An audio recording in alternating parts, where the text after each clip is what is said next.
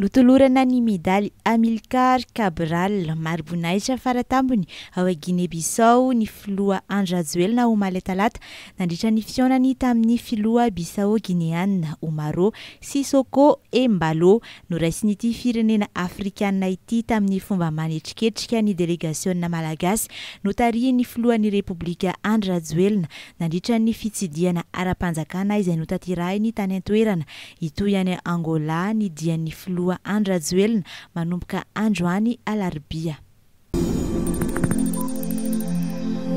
Nekeny teo anivon'ny filankevim-panjakana ny anatanterahina ny fifidianana ben'ny tanàna sy mpanolontsaina ny tanàna araky ny tolo-kevitry ny vao mihera mahaleo tena mikarakara ny fifidianana na ny CENI azo tanterahina hatramin'ny 1 Desambra farafahatarany ity fifidianana ity raha ny voalazan'ny filankevim-panjakana.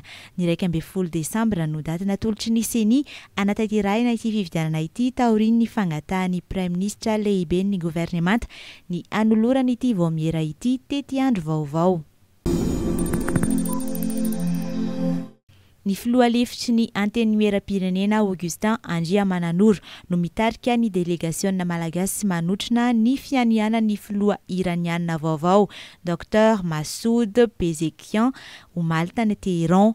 Izy no nanolotra ny afatra sy ny fiarabana avy amin'ny filoha Andry Rajoelina ho an'ny filoha iranianina izay voafidy tamin'ny 5 Jolay lasa teo.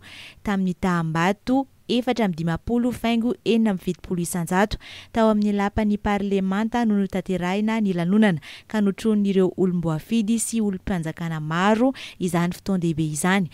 Isan'ny ara-dalana tamin'ny Augustin Andriamananoro tany Teheran ny ministry ny fizahantany sy ny asa tanana Joël Randriamandranto.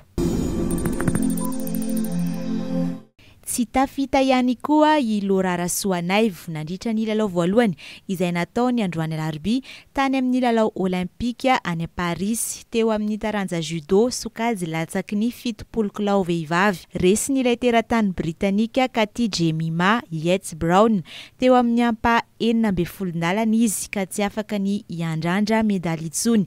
Ny ady mafiany i Laura Rasoanaivo saingy tsy afananoatra isa iray azon'ilay teratany britanika tamin'ny alalan'ny Waza Arimo no naharesy ny Laura Rasoanaivo.